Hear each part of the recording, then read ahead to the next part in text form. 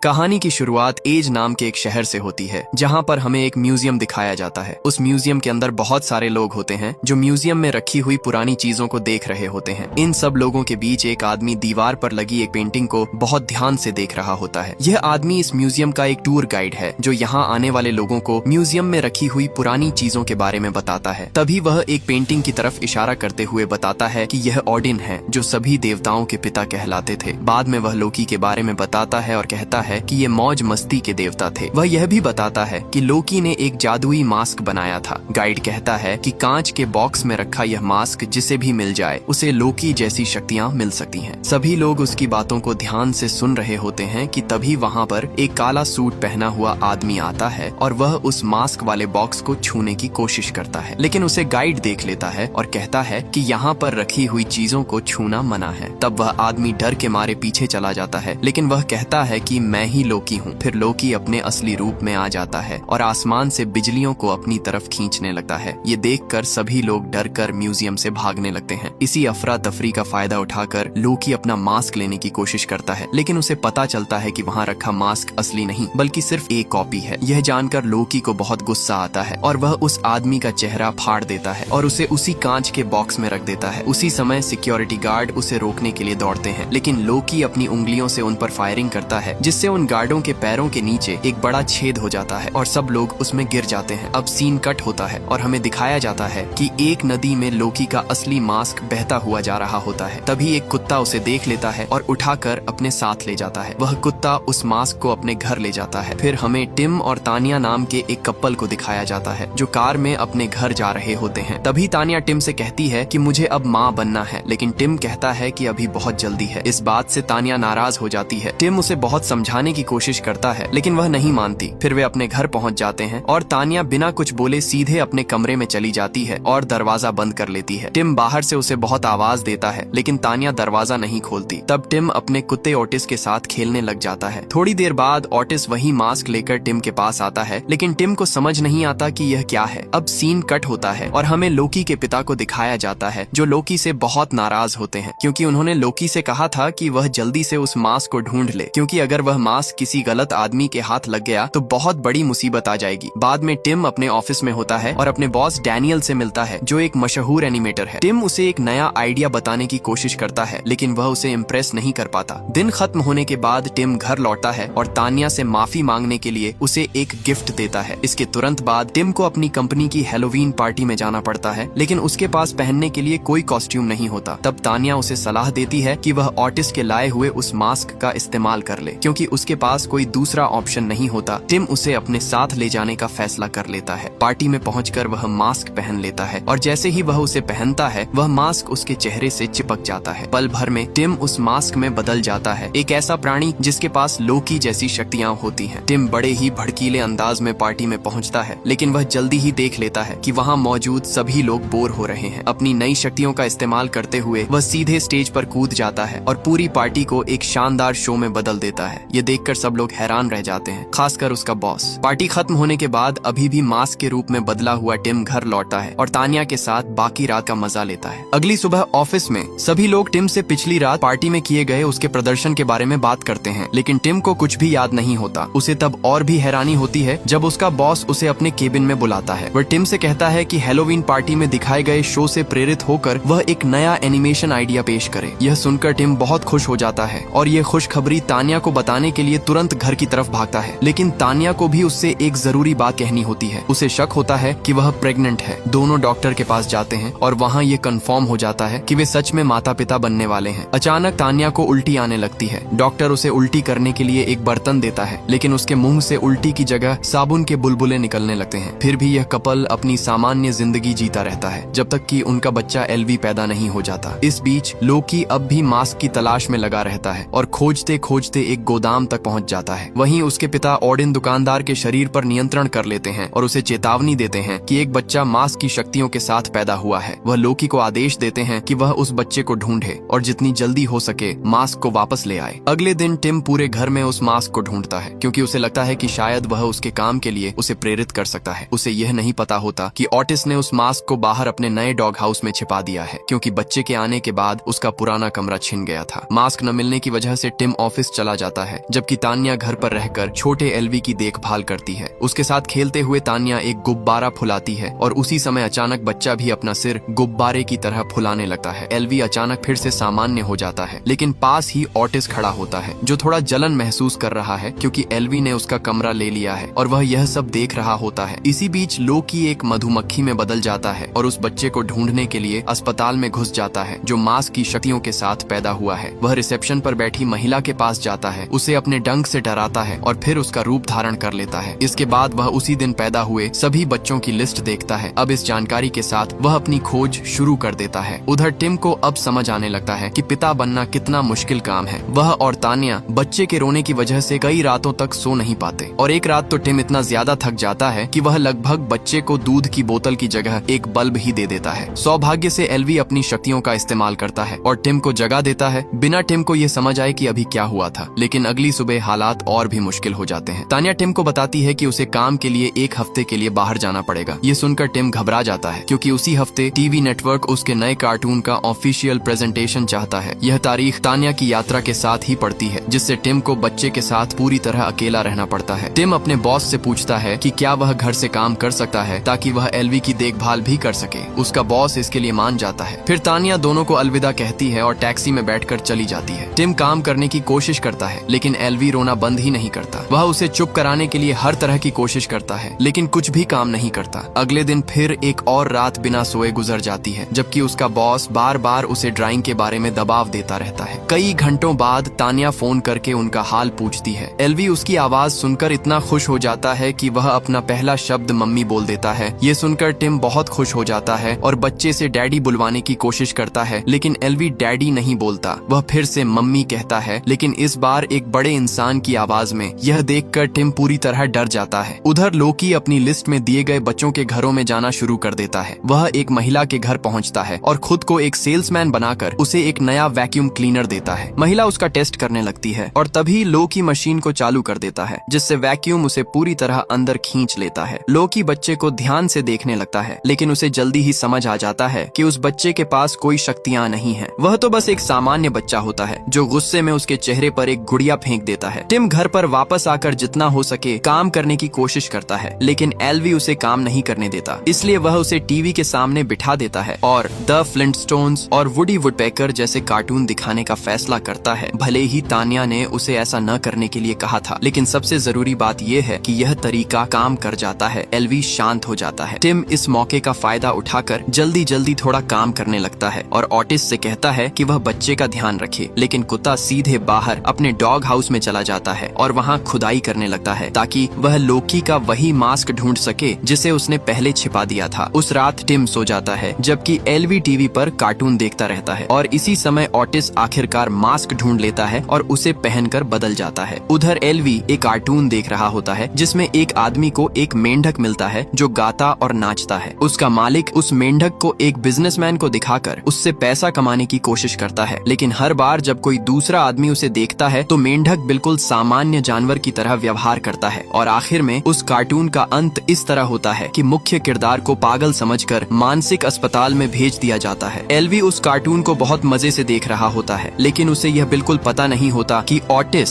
जिसने अब मास्क पहन लिया है, उसे हमेशा के लिए खत्म करने की योजना बना रहा है। अगली सुबह टिम फिर से अपने काम में लग जाता है, लेकिन प्रेजेंटेशन के लिए उसका कोई भी आइडिया अच्छा नहीं लग रहा होता। उसी समय एलवी अपने पिता के सामने उसी नाचते हुए मेंढक वाले कार्टून की नकल करने लगता है। टिम अपनी आंखों पर विश्वास ही नहीं कर पाता। फिर अचानक बच्चा रूप बदल लेता है और उसका सिर वुडी वुडपेकर जैसा हो जाता है और वह पूरे कमरे में दौड़ने और कूदने लगता है। एलवी भागकर किचन में चला जाता है और टिम उसके पीछे पीछे दौड़ता है। भागते हुए टिम इमरजेंसी सर्विस को फोन करता है और उन्हें बताने की कोशिश करता है कि उसका बेटा अजीब अजीब और असंभव करतब कर रहा है, लेकिन जैसा कि उम्मीद थी, फोन पर मौजूद ऑपरेटर को उसकी बात पर बिल्कुल भरोसा नहीं होता और वह फोन काट देता है। टिम सोचने लगता है कि अब क्या करे। तभी वह बाहर अपने पड़ोसी को देखता है और मदद मांगने के लिए उसके पास दौड़कर चला जाता है। वह उसे पूरी घटना बताता है, लेकिन पड़ोसी को भी उसकी बात पर यकीन नहीं होता। टिम सच्चाई साबित करने की कोशिश करता है और एलवी से कहता है कि वह पहले की तरह गाना और नाचना शुरू करे, लेकिन कार्टून वाले मेंढक की तरह बच्चा कुछ भी नहीं दिखाता। दूसरों के सामने एलवी बिल्कुल एक सामान्य बच्चे की तरह व्यवहार करता है। हताश होकर टिम उसे हिलाने लगता है, यह सोचकर कि शायद वह कुछ कर दे, लेकिन पड़ोसी गुस्सा हो जाती है और टिम को अपने घर से बाहर निकाल देती है। कुछ मिनट बाद टिम वापस घर आता है और अपने बेटे को शांत करने की कोशिश करता है, लेकिन तभी एल्वी उसका पैर पकड़ लेता है और उसे लिविंग रूम के फर्नीचर पर ऐसे पटकने लगता है जैसे वह कोई खिलौना हो। उसी समय ऑटिस कमरे के दूसरी तरफ से आता है और बच्चे को एक खिलौना देता है, लेकिन वह असली खिलौना नहीं होता, वह एक बम होता है। एल्वी तुरंत समझ जाता है कि यह बम है। वह उसका फ्यूज बुझा देता है, अपने मुंह से धमाके की आवाज निकालता है और वहाँ से भाग जाता है। जब ऑटिस यह आवाज सुनता है तो उसे लगता है कि उसने आखिरकार बच्चे से छुटकारा पा लिया है और वह अपनी इस जीत का जश्न मनाने लगता है। लेकिन तभी उसे इनाम के तौर पर एक बड़ी हड्डी मिलती है और वह उसे चबाने लगता है। उसे यह पता नहीं होता कि यह भी एल्वी द्वारा बनाया गया एक बम है। हड्डी फट जाती है, लेकिन मास्क की शक्तियों की वजह से कुत्ता बच जाता है। इस हार के बाद भी ऑटिस हार नहीं मानता। वह रस्सी वाली क्रेन का इस्तेमाल करके बच्चे को हटाने की एक लंबी योजना बनाता है। दिन के आखिर में कुत्ता घर के अंदर आता है और अपनी बुरी योजना को पूरा करने के लिए तैयार हो जाता है। तभी टिम देखता है कि ऑटिस रूप बदल चुका है और उसके पास कई हथियार भी हैं। यह देखकर टिम को इतना जोर का झटका लगता है कि वह तुरंत बेहोश हो जाता है। ऑटिस उसे पूरी तरह नजरअंदाज करता है और ऊपर बच्चे के कमरे में चला जाता है। रस्सी से बंधे एक प्लंजर की मदद से वह छत पर चढ़ जाता है। जब वह देखता है कि एल्वी का ध्यान कहीं और है तो वह नीचे उतरकर पालने तक पहुंच जाता है और बच्चे के डायपर पर एक लैंप लगा देता है। फिर वह क्रेन को चालू करने के लिए तैयार हो जाता है ताकि बच्चे को उठाकर घर से बाहर खींच सके। लेकिन जैसे ही वह क्रेन चालू करने वाला होता है, एल्वी उसके पीछे आ जाता है। कुत्ते को पता चले बिना वह वही क्लैंप ऑटिस के कॉलर पर लगा देता है। जैसे ही ऑटिस क्रेन चालू करता है, वह खुद ही हवा में उड़ जाता है। टिम होश में आता है और मदद करने की कोशिश करता है, लेकिन तब तक ऑटिस एक पियानो के अंदर फंस चुका होता है। क्रेन उसे खींचती रहती है और कुत्ता एक एयर डक्ट से टकराता है जो टूट जाता है। फिर वह दूसरी तरफ से बेडरूम के सीलिंग फैन में जा गिरता है और उसके बाद घर के बाहर फेंक दिया जाता है। लेकिन यह मुसीबत यहीं खत्म नहीं होती। वह सीधे वापस उसी कमरे में आ गिरता है। वह फिर से फंस जाता है और एक बार फिर घसीटा जाने लगता है। इस बार वह एक गंदे बाटब में गिरता है, फिर एक चिड़ियाघर तक घसीटा जाता है और आखिर में एक वॉशिंग मशीन के अंदर पहुंच जाता है जहां रोलर्स उसे कुचल देते हैं। एल्वी एक गुब्बारे की तरह उड़ते हुए उसकी तरफ आता है और कुत्ता खिड़की से बाहर उड़कर आंगन में जा गिरता है। इस जोरदार झटके के साथ ऑटिस का मास्क उतर जाता है और वह फिर से सामान्य हो जाता है, लेकिन तब तक घर लगभग पूरी तरह से तबाह हो चुका होता है। फिर भी टिम अपने पिता की जिम्मेदारी निभाता रहता है और एल्वी का डायपर बदलने की तैयारी करता है। उसी समय लोकी एक डिलीवरी मैन के भेष में घर के सामने आ जाता है और टिम को एक पैकेज देता है। टिम उसे खोलने के लिए जाता है और कुछ देर के लिए बच्चे को लोकी के पास ही छोड़ देता है। लोकी इस मौके का फायदा उठाकर एल्वी को ध्यान से देखता है, लेकिन चूंकि बच्चा एक सामान्य बच्चे की तरह व्यवहार करता है, इसीलिए वह वहाँ से जाने का फैसला कर लेता है। उधर टिम पैकेज खोलता है और उसमें से एक बड़ा बॉक्सिंग ग्लव निकलता है जो सीधे उसे लग जाता है और वह बेहोश हो जाता है। कुछ मिनट बाद टिम होश में आता है और परेशान होकर फैसला करता है कि वह अपने बेटे को एक बच्चों के डॉक्टर के पास ले जाएगा। वह बच्चे को कार में बैठाता है क्योंकि उसे लगता है कि शायद उसके बेटे पर किसी आत्मा का कब्जा है। उसी समय एल्वी अपना सिर पूरी तरह पीछे की तरफ घुमा लेता है और फिर कार में हरे रंग का पदार्थ उल्टी कर देता है। टिम को यह नहीं पता होता कि लोकी अभी भी वहीं छिपा हुआ है और जब लोकी यह सब देखता है तो उसे यकीन हो जाता है कि एल्वी उसी मास्क वाले इंसान का बेटा है। कुछ मिनट बाद टिम शहर पहुंचता है और बच्चों के अस्पताल के अंदर चला जाता है। लोकी भी उसका पीछा करता है, लेकिन वह अपनी कार विकलांगों के लिए बनी पार्किंग में खड़ी कर देता है। इस वजह से एक पुलिस अधिकारी उसके पीछे आ जाता है। लोकी उससे बहस करने की कोशिश भी नहीं करता। वह अधिकारी को बेहोश कर देता है और उसका सिर फुटपाथ पर पटक देता है। इसके बाद वह सीधे टिम के सामने आकर खड़ा हो जाता है और उससे मास्क उसे सौंपने की मांग करता है। टिम कसम खाता है कि उसे नहीं पता कि मास्क कहाँ है, लेकिन लोकी उसकी बात पर विश्वास नहीं करता और एक विशाल कुल्हाड़ी निकाल लेता है। उसी समय ऑडिन एक गार्ड के शरीर में प्रवेश कर जाता है और लोकी को डांटा है। टिम इस मौके का फायदा उठाकर एल्वी को लेकर भागने की कोशिश करता है, लेकिन लोकी खुद को छुड़ा लेता है और उनका पीछा करते हुए एक विशाल लोहे की दीवार बनाकर उनका रास्ता रोक देता है। गुस्से में वह एक बड़ा सूटकेस बनाता है और उसके अंदर किसी जादूगर की चाल की तरह एक विशाल ग्रेनेड प्रकट करता है। फिर वह उसे टिम और एल्वी की ओर फेंक देता है। सौभाग्य से एल्वी अपनी बाहों को ढाल में बदल लेता है और दोनों को उस विस्फोट से बचा लेता है। टिम अपने बेटे को देखकर हैरान रह जाता है, लेकिन लोकी अभी भी नहीं रुकता। वह अपने असली रूप में आ जाता है और एक बड़ा आग का गोला बना लेता है। जैसे ही वह उसे फेंकने वाला होता है, तभी अचानक ऑडिन हस्तक्षेप कर देता है। वह टिम के शरीर पर नियंत्रण कर लेता है और उसके शरीर से बिजली के झटके निकलते हैं, जिससे लोकी की दिव्य शक्तियां छिन जाती हैं। कुछ ही सेकंड बाद एल्वी भी लड़ाई में शामिल हो जाता है। वह अपनी बाहों को रबर की तरह लंबा कर लेता है और लोकी को 2 कचरे के डिब्बों के बीच पटक देता है। इससे लोकी पूरी तरह बेहोश हो जाता है और एल्वी उसे एक डिब्बे के अंदर फेंक देता है। अब लगता है कि खतरा टल गया है, लेकिन शांति ज्यादा देर तक नहीं रहती। टिम को उसके बॉस का फोन आता है जो उसे अपना प्रोजेक्ट दिखाने के लिए स्टूडियो आने का आदेश देता है। घबराकर वह अपनी गोद में बच्चे को लेकर टीवी स्टेशन की तरफ भागता है। वहाँ पहुंचकर उसकी मुलाकात प्रोड्यूसर्स से होती है, लेकिन दिखाने के लिए उसके पास कुछ भी तैयार नहीं होता, इसलिए वे उसे तुरंत नौकरी से निकाल देते हैं और इमारत से बाहर फेंक देते हैं। बाद में टिम तानिया को फोन करता है और उसे बताता है कि उसके साथ क्या क्या हुआ। दिन कितना भी बुरा क्यों न रहा हो, वह मानता है कि एल्वी के साथ समय बिताने का मौका मिलने से वह खुश है। फोन पर बात करने के बाद पिता और बेटा कुछ पल शांति से बिताते हैं। टिम बच्चे को नहलाता है, उसे बिस्तर पर सुलाता है और दोनों सो जाते हैं। लेकिन उसी रात लोकी फिर से वापस आ जाता है। वह चुके से घर में घुसता है और सीधे बच्चे के कमरे में चला जाता है। एल्वी को पालने में देखकर वह दीवार पर अजीब निशान बनाता है और ऑडिन को बुलाने के लिए एक मंत्र पढ़ता है। वह बताता है कि बच्चा मास्क का असली बेटा है और ऑडिन से अपनी शक्तियाँ वापस देने की विनती करता है। ऑडिन मान जाता है, लेकिन उसे मास्क वापस लाने के लिए सिर्फ 1 घंटे का समय देता है और साथ ही उसके द्वारा मचाई गई तबाही को भी ठीक करने के लिए कहता है। लोकी को उसकी शक्तियाँ वापस मिल जाती हैं और वह अपनी योजना शुरू कर देता है। लेकिन तभी पड़ोसी वहाँ आ जाता है और टिम को आवाज देकर कहता है कि वह बूढ़ी औरत को घर से बाहर ले जाए। लोकी अपना सिर एक विशाल नाक में बदलकर उसे डरा देता है। इस शोर से टिम जाग जाता है और तुरंत एल्वी के पालने की तरफ दौड़ता है। लेकिन जब वह अंदर देखता है तो बच्चे की जगह उसे लोकी का चेहरा दिखाई देता है। यह देखकर वह डर के मारे पीछे हट जाता है। फिर उसे तानिया की आवाज सुनाई देती है, लेकिन वह भी भेष बदले हुए लोकी की ही आवाज होती है। और आखिर में धोखे का देवता अपने असली इरादे बता देता है। वह मांग करता है कि टिम मुखौटा ढूंढकर 1 घंटे के अंदर गली में लेकर आए, वरना वह अपने बेटे को फिर कभी नहीं देख पाएगा। चेतावनी देने के बाद लोकी बच्चे को पकड़ता है और छत के रास्ते भाग जाता है। कुछ ही सेकंड बाद तानिया घर पहुंचती है और घर को पूरी तरह खंडहर जैसा पाती है। टिम, जो पूरी तरह घबराया हुआ होता है, गलती से उस पर हमला कर देता है क्योंकि उसे लगता है कि वह भेष बदले हुए लोकी है। जब उसे समझ आता है कि वह सच में उसकी पत्नी है तो वह माफी मांगता है और उसे सब कुछ बता देता है। लेकिन जाहिर है तानिया उसकी एक भी बात पर विश्वास नहीं करती। तभी पड़ोसी अपनी विशाल नाक के साथ वहाँ प्रकट होती है। ये देखकर तानिया को समझ आ जाता है कि टिम सच कह रहा था। दोनों तुरंत काम में लग जाते हैं। उन्हें ऑटिस को ढूंढना होता है क्योंकि वही एकमात्र है जिसे पता है कि मुखौटा कहाँ छिपा है। इस बीच ऑटिस ने फिर से मुखौटा पहन लिया होता है और एक पड़ोस के कुत्ते के साथ रोमांटिक पल बिता रहा होता है। टिम उसे ढूंढ लेता है और उसे एल्वी को बचाने में मदद करने के लिए मना लेता है। ऑटिस मान जाता है, मुखौटा उतारता है और टिम को दे देता है। उधर गली में लोकी बच्चे के साथ खेल रहा होता है और अपनी शक्तियों को आजमा रहा होता है। वे दोनों एक वाइल्ड वेस्ट स्टाइल के द्वंद्व की कल्पना करते हैं। लोकी पहले एक नकली रिवॉल्वर से गोली चलाता है, जबकि एल्वी का हथियार असली निकलता है। वह लोकी को बिना चोट पहुंचाए गोली मार देता है, सिर्फ उसे डराने के लिए। लोकी इस मजाक पर हंसता रहता है। तभी वहाँ टिम और तानिया पहुंच जाते हैं। दोनों उससे कहते हैं कि वह बच्चे के बदले मुखौटा ले ले। लोकी इस सौदे के लिए मान जाता है, लेकिन आखिरी पल में वह अपना फैसला बदल देता है और एल्वी को अपने पास ही रखने का फैसला करता है। उसी समय ऑटिस उस पर झपटता है और उसे काट लेता है। इससे मुखौटा हवा में उड़ जाता है। टिम उछलकर उसे पकड़ लेता है, पहन लेता है और तुरंत अपने नकाब वाले रूप में बदल जाता है। लोकी भागने की कोशिश करता है, लेकिन टिम अपनी नई शक्तियों का इस्तेमाल करके अपनी कार को एक ताकतवर मशीन में बदल देता है। तानिया और ऑटिस भी उसके साथ उस कार में कूद जाते हैं। वे पूरी रफ्तार से आगे बढ़ते हैं और लगभग लोकी को पकड़ लेते हैं, लेकिन लोकी एक और चाल चलता है और एक लीवर घुमा देता है, जिससे सामने की सड़क विशाल लहरों की तरह ऊपर उठने लगती है। फिर भी टिम हिम्मत नहीं हारता और उसका पीछा करता रहता है। जब लोकी देखता है कि वह उनसे बच नहीं सकता तो वह रास्ता बदलकर एक बॉक्सिंग रिंग की तरफ चला जाता है। वहाँ वह टिम को लड़ाई की चुनौती देता है। टिम यह चुनौती स्वीकार कर लेता है और दोनों एक दूसरे पर मुक्के बरसाने लगते हैं। जादू में ज्यादा अनुभव होने की वजह से लोकी उसे गिराने में कामयाब हो जाता है, लेकिन टिम पलटवार करता है और उसे एक सूटकेस से मार देता है। फिर टिम उस सूटकेस को बंद कर देता है जिसमें लोकी फंसा हुआ होता है और उसे समुद्र में फेंक देता है। जब सब कुछ शांत हो जाता है तब टिम की मुलाकात तानिया से होती है, जिसने एल्वी को एक पिंजरे में बंद पाया था। तानिया उसे आजाद कर देती है और तीनों बाहर निकलने के लिए भागते हैं। अचानक लोकी द्वारा बनाई गई एक विशाल पेंसिल ईंट की दीवार से उनका रास्ता रोक देती है। टिम कई खिलौना हथियारों से उस खलनायक पर हमला करने की कोशिश करता है, लेकिन लोकी अपनी जादुई पेंसिल से उन्हें फूलों में बदल देता है। इसके बाद लोकी एक विशाल पेंसिल से टिम पर वार करने की कोशिश करता है, लेकिन टिम एक बड़े पेंसिल शार्पनर का इस्तेमाल करके उसे पीस देता है। फिर भी पेंसिल के टुकड़े दोबारा जुड़ जाते हैं और लोकी फिर से सामने आ जाता है। ये देखकर कि यह लड़ाई कभी खत्म नहीं होगी, लोकी एक प्रस्ताव रखता है कि बच्चा खुद तय करे कि वह किसके साथ रहना चाहता है। लोकी चालों और खेलों से एल्वी को अपनी तरफ करने की कोशिश करता है। तभी टिम कुछ ऐसा करता है जिसकी किसी को उम्मीद नहीं होती। वह मुखौटा उतार देता है और अपने बेटे को पुकारता है। वह उसे बताता है कि उसकी वजह से वह एक बेहतर इंसान बन गया है और उसे उसका पिता होने पर गर्व है। यह सुनकर बच्चा पहली बार उसे पापा कहकर बुलाता है और लोकी की जगह टिम और तान्या को चुन लेता है। लेकिन लोकी अभी भी हार मानने को तैयार नहीं होता। वह उन सबको कुचलने के लिए एक विशाल हथौड़ा बुलाता है। टिम अपनी पूरी ताकत लगाकर अपने परिवार की रक्षा करता है और उस हथौड़े को उठाने की कोशिश करता है, लेकिन लोकी उसमें से एक ड्रिल निकाल देता है जिससे टिम घायल हो जाता है। जब लगता है कि अब सब खत्म होने वाला है, तभी अचानक ओडिन वहां प्रकट हो जाते हैं। ओडिन घोषणा करते हैं कि लोकी का समय खत्म हो गया है और अब उसे उसके किए हुए कामों की सजा मिलेगी। लेकिन टिम ओडिन से उसे माफ करने की विनती करता है, क्योंकि टिम के अनुसार एक पिता को ऐसा ही करना चाहिए। उसकी बात सुनकर